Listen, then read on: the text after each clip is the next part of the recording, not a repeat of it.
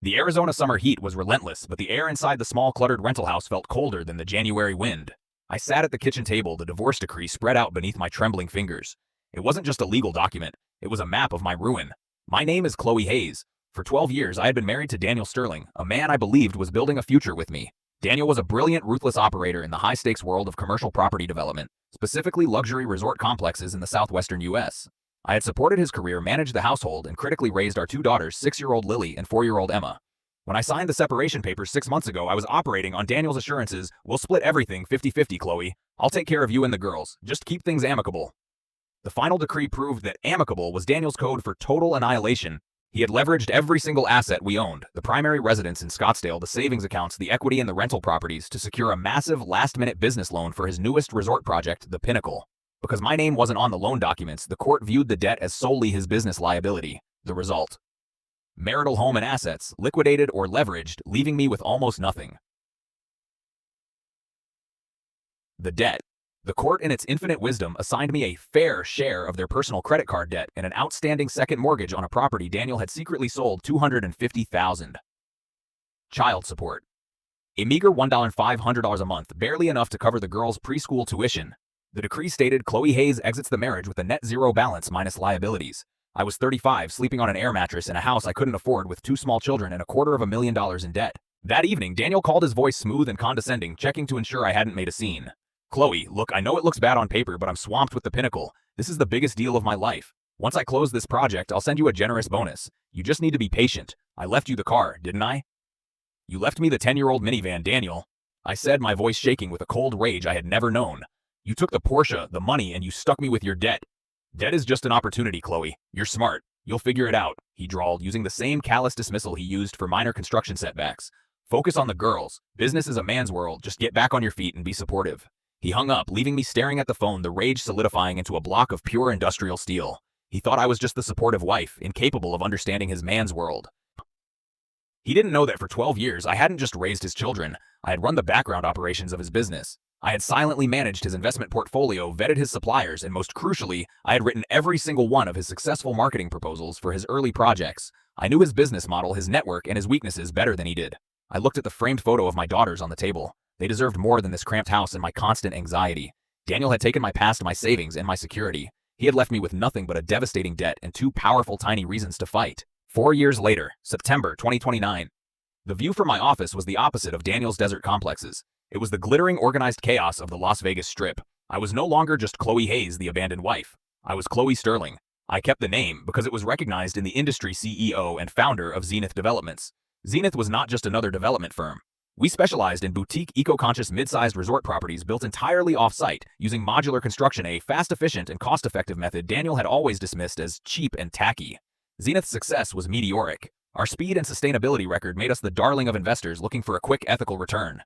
We had just secured funding for our 6th major project, a luxury resort and spa planned for the coveted Lake Mead recreational area in Nevada. My debt was gone. My daughters were thriving. I had built my empire brick by modular brick, fueled by the cold clarity of revenge. My executive assistant, Marcus, walked in with the morning report. "Good morning, Chloe. We have a significant update on the Lake Mead project. We've got the site permits, the financing is locked, and we're ready to break ground next month." "Excellent," I said, reviewing the final permits. "And the competition in that sector? The usual small firms. But one new player is trying to enter the Lake Mead market. Their name just popped up on the Preliminary Planning Commission filing. They're proposing a massive traditional high-end complex about 2 miles south of our site." Marcus slid the document across the mahogany desk. I picked it up, my heart rate accelerating the moment I saw the corporate logo. It was a stylized, ambitious tower. Project name, the Pinnacle 2. Developer Sterling Properties CEO Daniel Sterling. Daniel was back trying to muscle in on my territory. The irony was palpable. The Pinnacle, the project that had ruined me, was now the namesake for the project that would try to stop me. "Marcus," I said, leaning back in my leather chair, a slow, cold smile spreading across my face.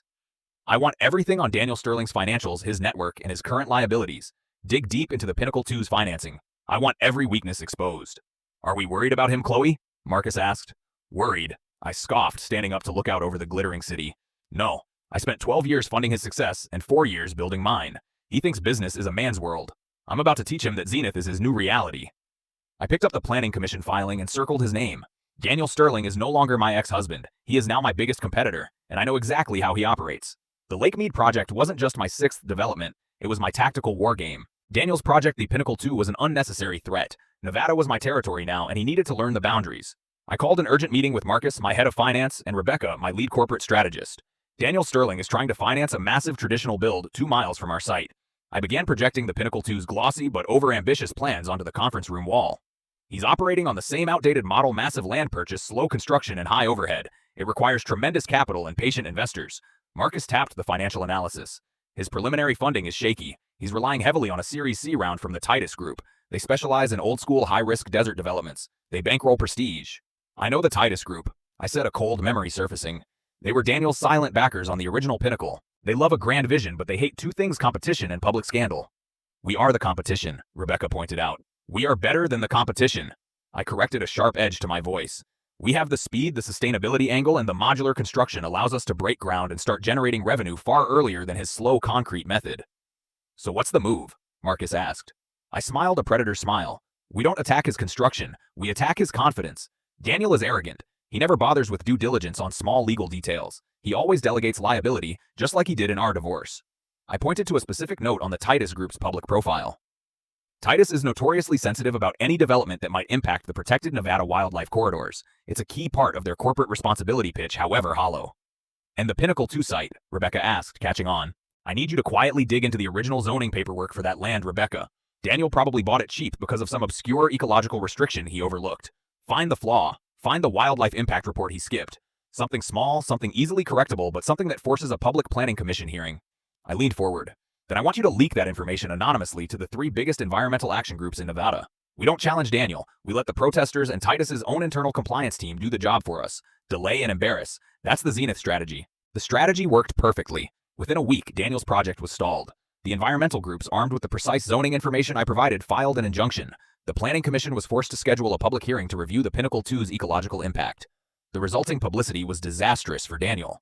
His image as the prestige developer was quickly tainted by accusations of environmental negligence. The Titus Group put the Series C funding on hold, demanding immediate answers. Daniel was cornered, and I knew exactly how he fought. When cornered, he tried to bluff his way out. The confrontation happened a week later, not on a construction site, but in the sterile plush lobby of the Planning Commission building in downtown Las Vegas. I was there ostensibly to file an acceleration permit for the Zenith Lake Mead site. I wore a tailored cream suit, Zenith's color, that spoke of clean lines and quiet authority. Daniel spotted me instantly. He was wearing his usual uniform, an expensive Italian suit that looked slightly too tight, his face haggard from stress and late nights spent dealing with lawyers. He strode toward me, his hands shoved deep into his pockets. Chloe, he snarled, the name dripping with contempt. I knew this was you. I knew you were behind this environmental attack. I looked up, meeting his angry gaze with cool, calm detachment. Daniel, to what do I owe the pleasure? Last I checked, my focus was on our new Lake Mead site. Are you suggesting you're struggling with the basic permitting process? Don't play innocent. You're using the green lobby to bury my financing. You know damn well Titus won't release the funds with a public injunction hanging over my head. They think I'm incompetent. Well, are you? I countered, raising an elegant eyebrow. You taught me that in this business, the smallest mistake leads to the largest liability. Perhaps you should have checked the riparian zone regulations more carefully. His eyes narrowed. You know my weaknesses, don't you? You know the playbook. You learned too much while you were playing the supportive wife. You taught me everything I needed to know, Daniel, I said, leaning in slightly, my voice dropping to a low, powerful whisper. You taught me how to manage a portfolio, how to vet a supplier, and most importantly, how to recognize an opponent who is distracted by ego and too lazy to read the fine print. I paused, letting the cold reality sink in. And you also taught me that the person who handles the paperwork, the person you dismiss, is the person who holds all the power. Daniel's face flushed crimson. The realization that the wife he had discarded as a liability was now the architect of his financial downfall was hitting him hard. Why, Chloe? Why now? He hissed. 4 years ago, you took every asset, gave me $250,000 in debt, and left me with 2 small girls and a minivan. You told me business was a man's world, and I should stick to being supportive. The Pinnacle 2 is not just a project, Daniel. It's my competitive response. I'm going to build my resort faster, cheaper, and better than you can dream, and I'm going to permanently dominate this market. I looked down at the filing documents I held. I didn't come here to talk to you. I came here to file this permit. I'm going to break ground next month, Daniel. You'll still be stuck in zoning hearings.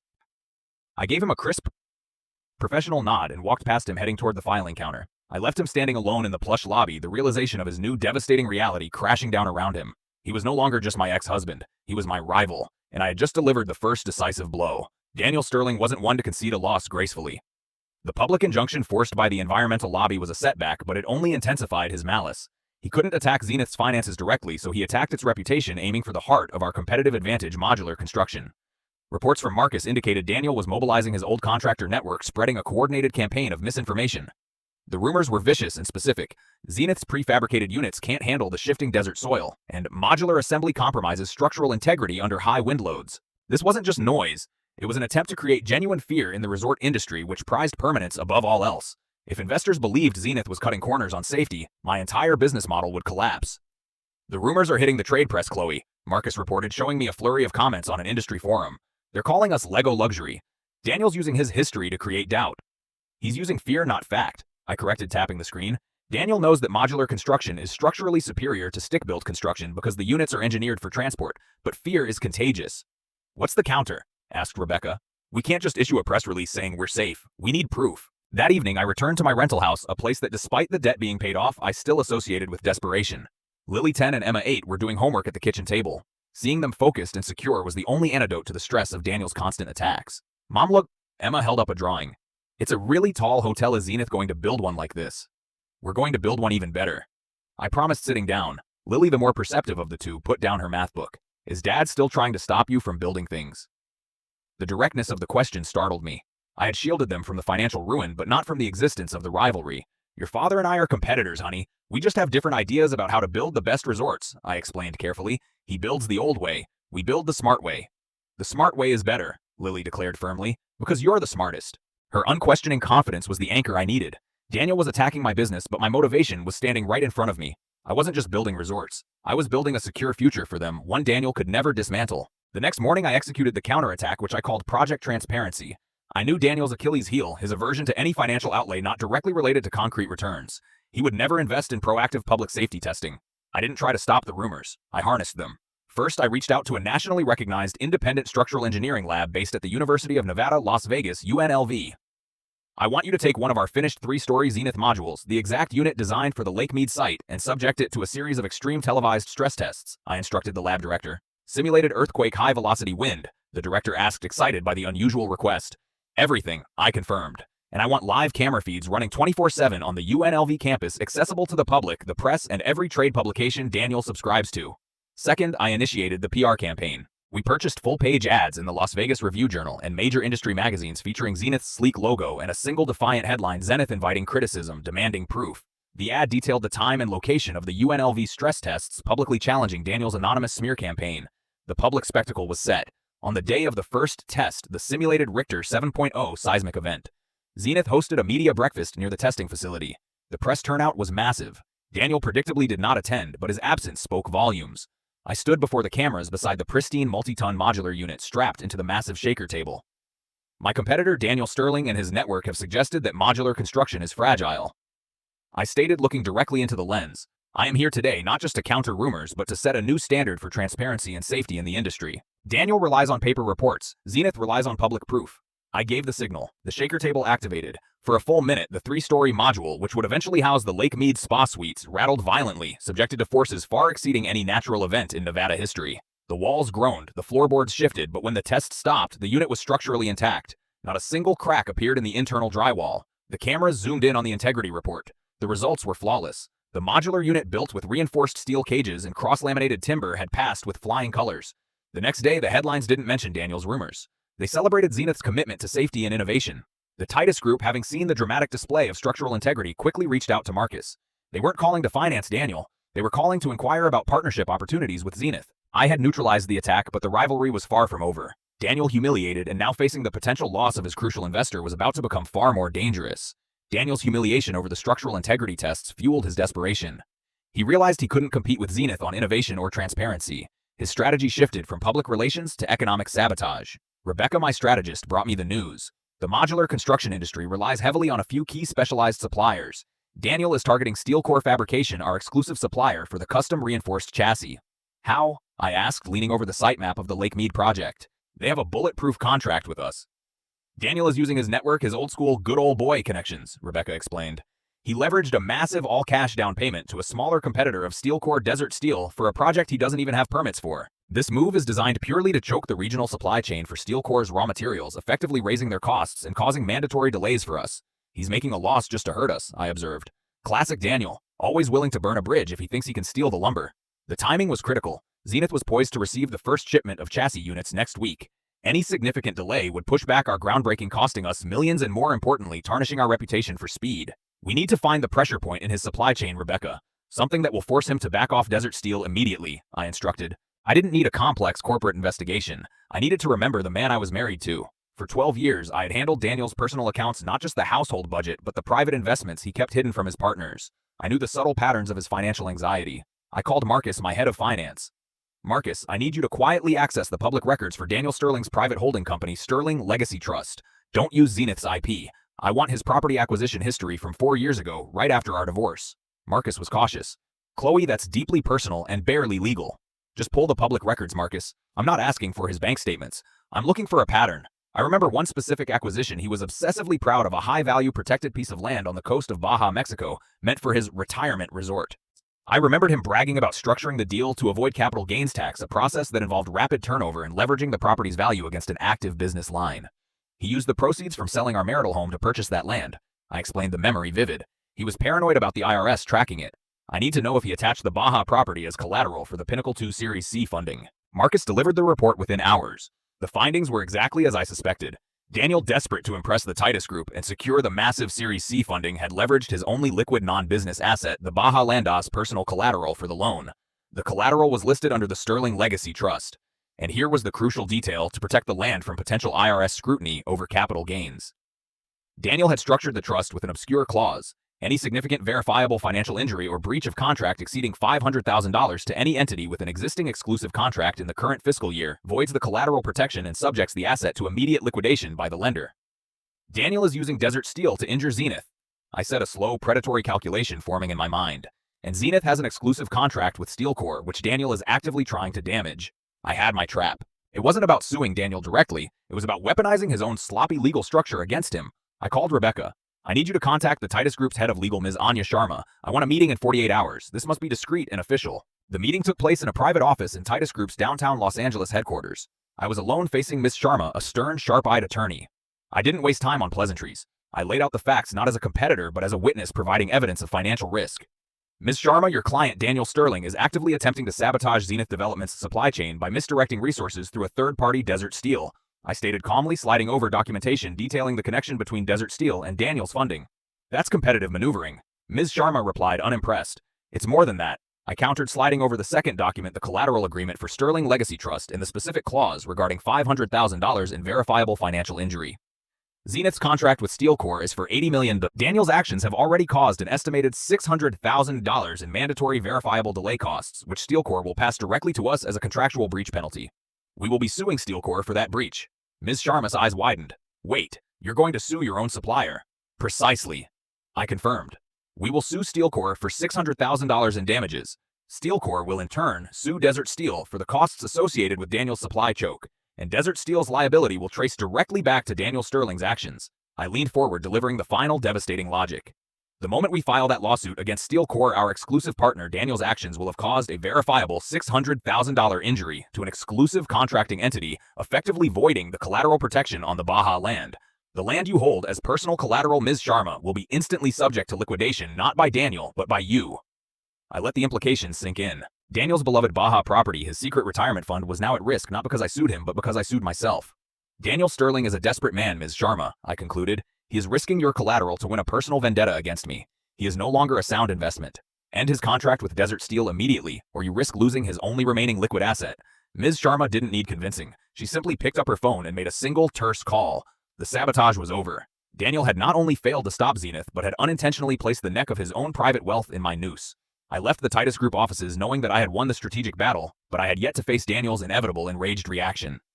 The Lake Mead groundbreaking ceremony was meticulously planned. It wasn't just a construction event, it was a statement. I had invited key investors, the local press, and most importantly, representatives from the Titus Group, who were now observing Zenith with intense interest. The site was immaculate, with the first massive modular units already staged and ready for assembly, showcasing Zenith's speed. I stood on the podium dressed in my signature Zenith cream suit, the desert wind whipping my hair. I was about to address the crowd, celebrating the successful navigation of permitting and the coming construction boom. Just as I took the microphone, the air crackled with hostility. Daniel Sterling arrived, striding across the red Nevada dirt toward the perimeter. He wasn't invited, and his presence was a direct, calculated attempt at disruption. He was alone, his face pale with fury. He had clearly just heard from the Titus Group regarding his Baja collateral. He didn't make it past security, but he stopped just within shouting distance, his voice raw with desperation and rage. Chloe, this is theft. You are destroying me over a petty divorce settlement, he roared, attempting to draw the attention of the surrounding camera crews. The cameras immediately swiveled away from the podium and toward the commotion. The Titus representatives exchanged uncomfortable glances. I signaled Marcus to handle the security, but I knew ignoring Daniel would look like cowardice. This was the moment I had to publicly establish the narrative once and for all. I lowered the microphone from my mouth, stepping to the edge of the platform to address him directly, projecting my voice with a cold, clear authority that carried over the wind. Daniel, you are no longer welcome on Zenith Development's property. You are a trespasser. This isn't about property, Chloe. This is personal. You used my own legal structure against me. You risked your company just to seize my retirement assets. I paused, letting his accusation of personal vendetta hang in the air. Then I leaned back toward the microphone, ensuring every camera and microphone caught my measured, definitive response. The day you took every asset, leveraged our home, and left me with 2 small children and $250,000 in debt, you taught me a very hard lesson, Daniel. I stated, my voice calm but laced with steel. I addressed the audience, turning the personal attack into a corporate mission statement. You are looking at the result of that lesson. You call this a petty divorce settlement. I call this a market correction. I gestured to the vast, cleared Zenith site, then toward his stalled site 2 miles away. Daniel Sterling is facing financial difficulties because he operates on an outdated model built on arrogance and financial recklessness. He believes in cutting corners, concealing liabilities, and dismissing those he deems unimportant. I paused, meeting Daniel's furious gaze. He was silent now, realizing he had walked into a trap of my making. I built Zenith Developments not out of spite, but out of necessity. I built it on the principle that efficiency, transparency, and structural integrity are non-negotiable. I am his greatest competitor because I know every single one of his weaknesses, because I was his partner, and he never bothered to realize that the person handling the books understood the business better than the person signing the checks. I lowered the microphone again and addressed Daniel one last time in a voice only the front rows could hear. I am not taking your Baja property out of revenge, Daniel. I am forcing your investors to recognize your financial instability. You can blame the divorce, or you can blame the fact that you dismissed me as a simple supportive wife. Zenith Developments is here because you were too arrogant to realize the person you tried to destroy was the one who could build something superior. Security finally escorted Daniel off the premises. He left without another word, utterly defeated and publicly exposed. I returned to the podium, picking up the flow of the ceremony seamlessly. Now that we have dealt with the external distraction, I said, a dry smile touching my lips, let's talk about building the future. The Titus Group representatives initially concerned were now impressed. I had demonstrated control, corporate strength, and an almost frightening ability to anticipate and neutralize threats. Later that afternoon, Marcus confirmed the final victory. The Titus Group has formally pulled out of the Pinnacle 2 funding, citing unacceptable risk exposure. They have scheduled a meeting with us next week to discuss financing for Zenith's next venture. My revenge was complete. Daniel was isolated, his flagship project stalled, and his primary investor was now seeking to fund his largest competitor. But the victory felt hollow. I had secured my daughter's future, but the cold clarity of the past 4 years left me exhausted. The rivalry was a powerful motivator, but it wasn't a sustainable purpose. I knew Daniel would try one final desperate maneuver, and I needed to be ready. Daniel Sterling was a predictable man. When his professional facade collapsed, he reverted to personal warfare. He had lost the financial battle, the Pinnacle 2 funding, the legal battle, the Baja collateral, and the public battle, the stress tests. He had one remaining piece of leverage, and he played it immediately: our daughters. 2 weeks after the groundbreaking ceremony, I received an official summons. Daniel was petitioning the family court for an emergency review of the custody agreement, demanding full physical custody of Lily and Emma. His argument was predictable, rooted in the exact professional success that had destroyed him. 1. Instability. He claimed my rapid expansion of Zenith Developments made my life too volatile and stressful for the children. 2. Travel. He provided flight records documenting my extensive travel, arguing my constant absence made me an unfit primary parent. 3. Environment. He claimed the ongoing construction near my temporary residence in Las Vegas was dangerous and disruptive to their schooling. The summons was a gut punch. All the money, power, and prestige I had amassed meant nothing if I couldn't protect my daughters. This wasn't about revenge, it was about survival. I immediately called my family lawyer, Eliza Vance, a woman whose reputation for ruthless strategy matched my own. Eliza, Daniel is weaponizing my success against me. He knows Zenith is my life, and he's using the children to force me to pull back. He's trying to control you again, Chloe, Eliza stated calmly. This isn't about the girls, it's about the boardroom. If he can force you to slow down Zenith, the Pinnacle 2 might still have a chance. He won't win, I said, my voice hardening. Zenith was built for them. I will not let him dismantle their security. The legal maneuvering was swift and painful. Daniel's lawyers painted a picture of me as a cold, career-obsessed CEO, while Daniel, despite his mounting financial woes, positioned himself as the stable, homebound parent forced to step up. The judge ordered a mandatory pretrial psychological evaluation and home visit. This was my moment to prove that my dedication to Zenith was synonymous with my dedication to my daughter's security. For the home visit, I didn't hide my wealth, but I integrated it. The house wasn't ostentatious, it was state-of-the-art and hyper-secure. I showcased the dedicated educational wing I had built, complete with tutors and specialized learning software, all financed by Zenith. I highlighted the 24/7 on-site security detail, a necessary measure for a high-profile CEO, which provided a stable, safe environment for the girls. I demonstrated my commitment to their emotional well-being by showing the judge their personalized schedules meticulously managed by a professional nanny, ensuring I was present for every dinner and bedtime regardless of my travel schedule. My work requires precision and efficiency, I told the evaluator. That same precision is applied to my children's lives. I built Zenith not as an escape for my family, but as a fortress of financial security for my family, ensuring they will never again be subject to a sudden devastating loss. The confrontation came during a deposition. Daniel and I sat across the table, our lawyers flanking us. Daniel's lawyer, a smug man named Mr. Thorne, began the attack. Ms. Sterling, your travel schedule shows you were absent for 70 days last quarter. How can you possibly justify being the primary caregiver when you are constantly flying across the country chasing deals? I didn't let Eliza answer. I leaned forward, looking directly at Mr. Thorne but speaking to Daniel. My daughters have a stable, secure, and predictable life built on the revenue generated by my company. Mr. Sterling, on the other hand, is currently facing multiple breach of contract threats. His primary development project is stalled, and his personal assets are leveraged by his investors. I opened my briefcase and pulled out a single document, a comprehensive list of Daniel Sterling's outstanding personal liabilities, all pulled from public legal filings following the Baja collateral maneuver. My absence is scheduled. Mr. Sterling's instability is systemic. My travel is to secure my children's future. Mr. Sterling's presence would be a constant source of financial and emotional anxiety for them. I didn't stop there. I went for the core motivation. Mr. Thorne, you claim my client is too career-obsessed, but the court needs to understand why this custody review was filed now. It's because Mr. Sterling knows that if he can force me to slow down Zenith, he can still save his own failing enterprise. He is attempting to use our daughters as a human poison pill to destroy his competition. Daniel finally exploded, pounding his fist on the table. You're lying. You are trying to steal my life and turn my own children against me. You already stole my life, Daniel. I countered, my voice rising with a rare controlled intensity. You left me in debt and told me to be supportive. I took your advice. I became supportive of my own children by becoming the one thing you never thought I could be, your superior rival. Eliza leaned over and whispered to me, That's enough, Chloe. You've made your point. I had not only defended my right to custody, but had legally established Daniel's true motivation, competitive malice, not parental concern. The court ruling delivered 3 weeks later was a clean victory. The judge denied Daniel's petition, citing the overwhelming evidence of my financial stability and the documented instability of Daniel's current situation. My custody was upheld. Daniel lost the final, most personal battle. He was now financially ruined, publicly shamed, and legally barred from using our daughters as pawns. But I knew this wasn't over. A man like Daniel with nothing left to lose was the most dangerous kind of enemy. He would make one final desperate move to salvage his ego. The custody ruling was the final stake driven through Daniel Sterling's old life. He was completely isolated. The Titus Group had pulled their funding. His Lake Mead project was dead, and he was officially deemed an unstable presence in his daughters' lives. For 3 weeks, there was silence. I didn't celebrate. I simply worked. Zenith's Lake Mead development was proceeding at an unprecedented pace, our modular units assembling swiftly into a sophisticated, sustainable structure. My focus was pure execution. Then the final attempt at leverage arrived. Marcus, my assistant, walked into my office with a sealed envelope. This came via private courier from Daniel's personal lawyer. No official letterhead, no court filing. It's just a request for a private meeting. I broke the seal. Inside was a handwritten note from Daniel Chloe. I have lost everything. I need to speak with you about Zenith's modular technology. I have a final non-negotiable business proposal. 1 hour. Neutral ground. Tomorrow. DS. Is desperate.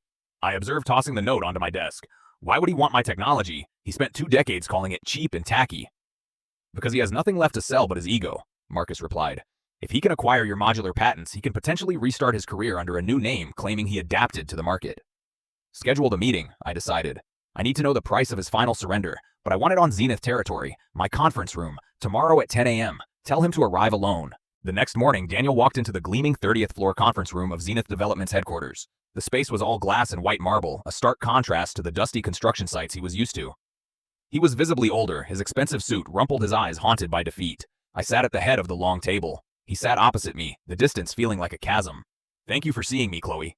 He began, his voice surprisingly subdued. Let's skip the formalities, Daniel, I cut in. You have 1 hour. What is your proposal? He slid a thick folder across the table. The cover was simply marked Sterling Legacy Acquisition Proposal. I have secured a small private investor, an old contact of mine outside the Titus network. He's willing to back a new venture, Daniel explained, rubbing his temples. I propose that Sterling Properties acquires the non-exclusive licensing rights to Zenith's modular assembly methodology and your core fabrication patents. I leaned back, crossing my arms. And what does Sterling Properties offer in return? We offer a generous $10 million in licensing fees paid over 5 years, he said, pushing the folder closer. And I offer a permanent legal and non-contestable transfer of my parental rights to the girls. Full sole custody to you, and I will accept highly restricted supervised visitation only. It's a clean break. The money buys me a future. The custody transfer buys you peace. The proposal was breathtakingly cynical. He was attempting to sell his own children for $10 million, money he didn't even possess yet, to save his career. He was trying to buy the very expertise he had dismissed, using the custody of his own daughters as a bargaining chip. I picked up the folder and dropped it back onto the table. The sound echoed sharply in the quiet room. "You have absolutely no leverage, Daniel," I stated, my voice cold and precise. "You are broke, discredited, and legally barred from using the children to pressure me. The court already upheld my sole custody. You are trying to sell me something I already possess." "I know, but a legal transfer solidifies the arrangement. It prevents any future legal challenges from me," he pleaded, the desperation finally breaking through his veneer. "The $10 million is fair market value for the license. Just give me the technology, Chloe. Give me a chance to rebuild my reputation." I looked at the man who had taken everything from me. He needed my technology to rebuild his life, but he needed my forgiveness to rebuild his soul. I had no intention of giving him either. "Daniel, you have profoundly misunderstood the nature of my success," I said, rising and walking to the panoramic window looking out over the thriving city. "Zenith is not just a technology, it is a methodology. It's the integrity, the speed, and the transparency you were always too arrogant to bother with. You could buy the patents, but you could never replicate the trust we've built." I turned back to him, the sun casting my shadow over the negotiation table. "Here is my final non-negotiable offer, Daniel. I will not sell you the license for $10 million. I will not buy your parental rights, but I will offer you this." I pushed a single sheet of paper across the table, a short, simple legal document. "This is a non-compete and industry withdrawal agreement. You will legally commit to immediately and permanently divest all interest in commercial property development, resort construction, and modular technology for a period of 15 years. You will never operate in this industry again." He stared at the paper. "And what do I get in return for giving up my entire career?" "I will give you what you desperately need, a job." I smiled, a victory colder and sweeter than any monetary gain. "You will not work for Zenith. You will work for my ex-husband Alex Jensen's foundation. He runs a massive program rehabilitating historical properties, converting them into affordable housing. The work is non-profit, difficult, and involves zero luxury development. I will pay you a modest, comfortable salary for 5 years," I continued. "You will work under a strict employment contract focusing on historical zoning and community liaison, your strongest administrative skills. You will get the stability you need, and you will get the job title of project director. You will be able to tell our daughters you are a success." "Why?" he whispered. "Why would you pay me to leave your industry?" "Because the Pinnacle 2 is still a liability, Daniel," I explained. "And I want a guarantee that you will never cause trouble for Zenith or for my daughters again. This contract buys me your silence and your permanent absence from my market." I tapped the non-compete agreement. "Sign this, and you get stability, a paycheck, and a path to a clean life. Refuse, and I will ensure your remaining assets are liquidated to cover every penny of the $250,000 debt you left me with. Your final choice is between a comfortable, supervised exit from the industry or total financial ruin." I stood up, signaling the end of the meeting. "You have 24 hours. Choose, Daniel. Choose between saving your ego or saving your life." Daniel Sullivan signed the non-compete and industry withdrawal agreement and the employment contract with the foundation within the 24-hour deadline. He didn't come to my office. He had the papers delivered by his lawyer. His signature was the final definitive stroke. It wasn't the signature of a proud entrepreneur. It was the signature of a defeated man accepting his fate. For 5 years, he would work a meaningful, non-competitive job, providing stability for his daughters and ensuring his permanent removal from my industry. The arrangement was perfect. It granted him dignity while maintaining my absolute control. I looked at the document, the cold rush of victory finally ebbing away. I had won everything. I had paid off the debt, secured my children's future, and defeated the man who had dismissed me. "The money transfer for the foundation salary is set, Chloe," Marcus reported, closing Daniel's file. "The $250,000 debt he left you with is officially erased from his liabilities, replaced by an employment bond. He's starting work next week in San Diego." "Good," I said. "Send him a final formal notification from Zenith wishing him success in his new field." And Marcus closed that file. We never speak of Daniel Sterling's business ventures again. Zenith Developments was soaring. Our Lake Mead project was ahead of schedule, proving the efficiency of modular construction. The Titus Group was now a minority investor eager to fund our expansion into the California market. The rivalry that had driven me for 4 years was over, and the adrenaline that fueled my empire had dried up.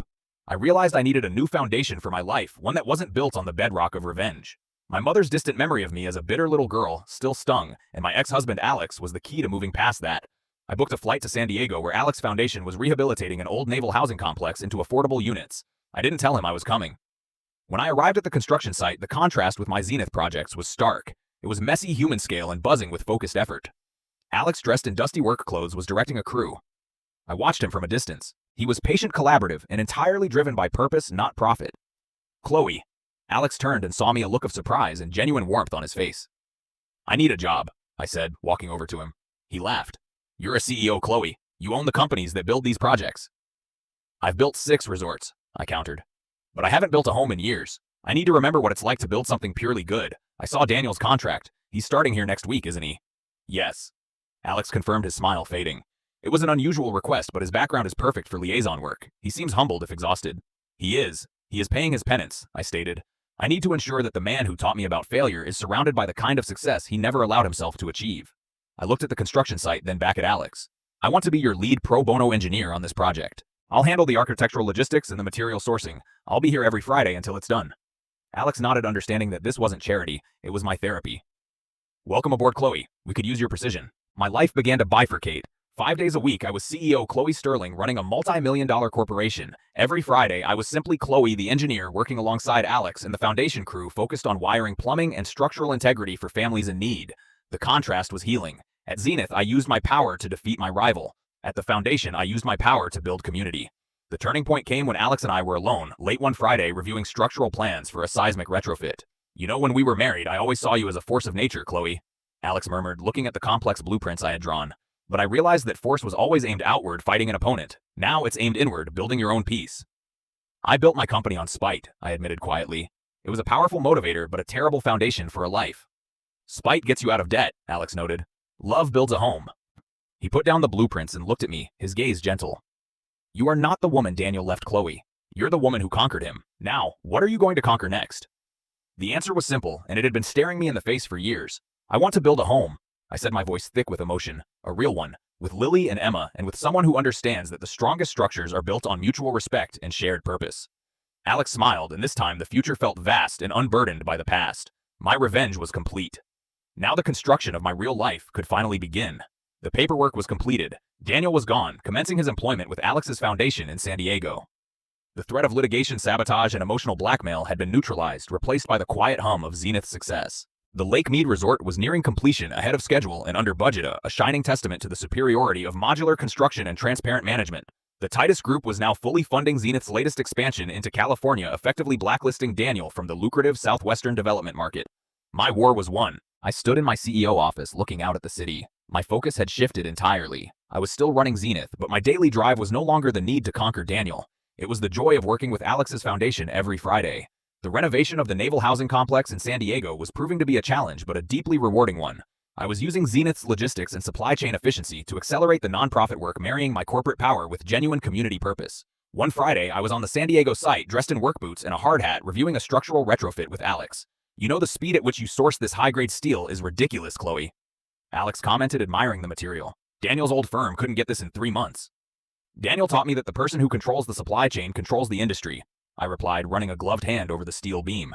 I just learned how to use that control for good. He looked at me, a warm, searching look. Daniel called me yesterday. He asked how the girls were. And what did you tell him? I told him they were happy, secure, and thriving, and that they talk about you constantly, not as the CEO, but as the one who comes home for dinner and helps them build Lego towers. That struck me. I had achieved billionaire status, but my most valued title was mom. That weekend, I formalized the final act of my revenge, which had transformed into an act of profound security. I met with my financial advisor, Mr. Vance, to establish the Hayes Sterling Legacy Trust. I want $250 million liquidated for my personal equity in Zenith, Mr. Vance. I instructed laying out the paperwork. $125 million for Lily and $125 million for Emma. This is non-transferable, non-leveraged, and fully protected from any future litigation or financial downturn. Mr. Vance raised an eyebrow. Chloe, that is an unprecedented commitment for children this young. Most clients wait until their children are adults. I don't. 4 years ago, Daniel left me with $250,000 in debt and zero security. I promised myself my daughters would never face that kind of financial terror. I smiled, finally able to close that dark chapter. This trust fund represents exactly 1,000 times the debt he left me with. The girls are not inheriting my spite, Mr. Vance. They are inheriting my resolve. This is the true legacy of Zenith Developments. This final financial deed secured their education, their homes, and their independence for life. My personal life demanded the same commitment. I had achieved financial separation from Daniel and professional dominance. Now, I needed to achieve emotional independence and personal union with Alex. I drove out to a serene, undeveloped plot of land overlooking the Pacific, just south of San Diego, land I had purchased discreetly 6 months earlier. It was far from the desert heat and the glare of the Strip. I called Alex. Meet me at the coordinates I texted you, I told him, and bring your biggest hammer. When Alex arrived, he found me standing on a windswept bluff holding a complex architectural drawing. What is this, Chloe? He asked, looking at the breathtaking view. This is the last greatest project of Zenith Developments, I said, handing him the blueprints. The drawings detailed a beautiful, eco-conscious modular home, Zenith's signature design, but customized for a family. It had specialized workshops for the girls, a massive kitchen, and a large shared office. It's a beautiful house, Alex murmured, tracing the lines of the design. For whom? For us, I said, meeting his gaze. The girls, you and me. I need to stop living in a rental in an office. I need to stop building resorts for strangers and start building a home for my family. I stepped closer to him, my voice soft but firm. I don't need a CEO as a partner anymore, Alex. I need a man who builds communities, who shares my values, and who can make me laugh. I held out the smallest hammer, the one I had bought for Lily for her first school project. I need to lay down the original foundation of my spite and start building our new one. Will you build it with me, Alex? Alex didn't hesitate. He took the hammer, his eyes shining with shared purpose. It would be an honor, Chloe. This is the best blueprint you've ever drawn.